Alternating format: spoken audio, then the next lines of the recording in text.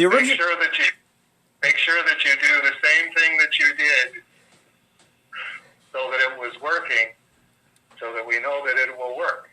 Well, what happened last month is I have this app for podcasting, and I'm like, okay, I can record phone calls while I do it. No, what happens is it records a file with no audio whatsoever. Well, that's handy. And I'm going, well, why do I have this app on my phone if it won't let me do anything? So I'm using it on my old phone while we talk on my new phone, and I record on my tablet like I normally do. Okay, so theoretically this app is supposed to do podcasts, and it doesn't record. Well, it records, it just doesn't record when I am on the phone, if that makes any sense. No, absolutely not. And this is why you have a fax machine. Exactly. I mean, it's one of those.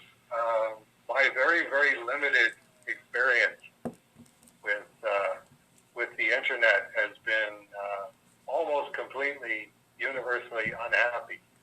So I have never been able to figure out why it is that people thought this was a good idea. I really, really did think back in the 1990s when I first experienced the internet at Jeff Smith's place in California. It was no, this is like CB radio, but it doesn't work as well, and it's just this giant time-sucking thing.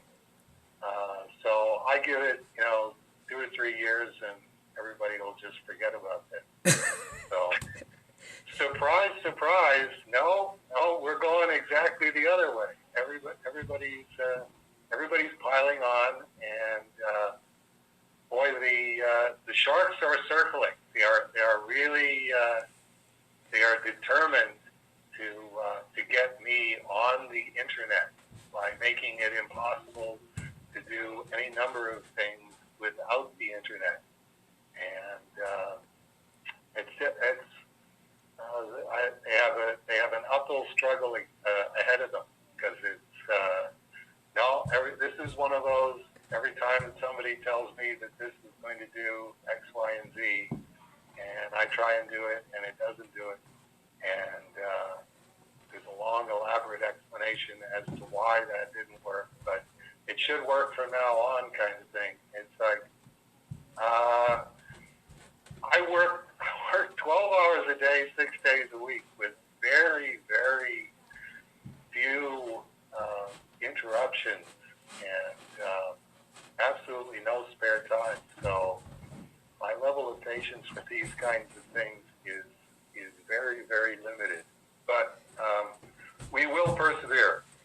Well, I knew the internet wasn't going to go away when I was visiting my dad, and we were making breakfast, and I pulled the carton of eggs out of the refrigerator, and on the shell of the egg, they had printed a website. And I'm like, yeah, that's it. The egg has a website. On the egg? Yeah, it was the website for the farm the egg came from. Okay. When you need to text your egg, you can do it, because the URL is right there on the egg. That's very, very handy. Okay. All right. These are the times when I go, I really hope I don't live too much longer, because I don't think this is going to get much better. Okay, Dave, old business first. And then this month, please hold questions, Matt, and in parentheses, I almost forgot to fax this. Rich Laux, your message to me, he beat Filer for the Miss Staple Spider-Vark #1 with a bid of $150 US plus shipping.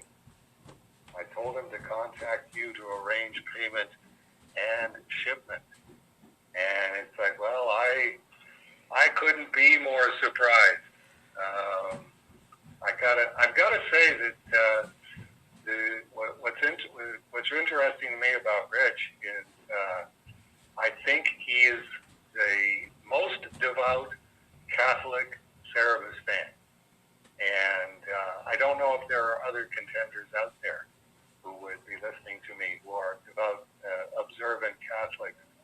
I know that Rich still does his rosary every day, and I'm going to embarrass him here because I know he's going to be listening and say, can you put in the comments section exactly how classic your Catholic religious observance is?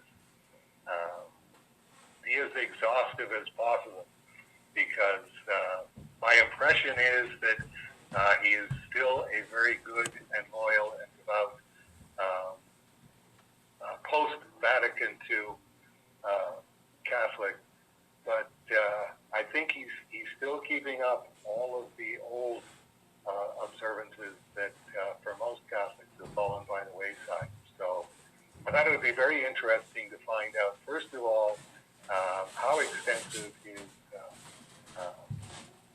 Catholic observance is, and is there any other Cerebus fan out there who can match that, past, present, or future? Catholic Cerebus fan who's going, yeah, I want to get back to that, but I just can't get around to it. Or, yeah, I started getting back to that. Or, no, you'd have to go back to when I was 9 years old in whatever year, 1983, 1984, for me to be that observant. So just one of those, please humor Dave's down, and let's find out if Rich Lux is the most devout Catholic Cerebus fan, most devout observant Catholic Cerebus fan. And thanks to Rich for outlasting Jeff, and thank you, Jeff, for driving Rich up to $150. I think this was the first Inside Out Amicable Spider-Vark #1 annual that has gone up for auction. I sent 2 copies to Rob Walton because he's moving in with his longtime girlfriend, finally getting out of Toronto and moving down to a small town down around Niagara Falls. And I knew he would be hurting for bucks, so I sent him one personalized to Rob Walton and one personalized to congratulations eBay winner. So I imagine that one will be going up for auction sometime. We will see.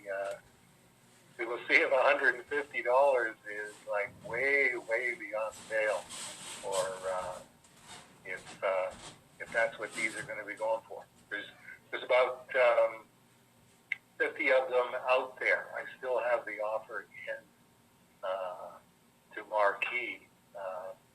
Send me all of the misprints. Just give me a good price on them. Whatever your at cost price is. And I haven't heard back. I think Marquee is sort of inclined to go, we don't really like the idea of having our mistakes out there and being flogged as mistakes. So I think they're hoping if they just ignore it, that I'll just leave it alone, which I will, which would mean that even though I'm numbering them out of 1,730, there'd only be my 105, and then the Cerebus to Hell guy. Benjamin Hobbs, I think, gets 40. David Birdsong gets 10. I'm not sure how many Sean Robinson gets, but not a lot. And those would be the only misprinted copies, because nothing actually even made it to Diamond. So, yeah, really good news. Nothing brightens up my day like finding out that something that I did a year ago to be published this month is going for $150.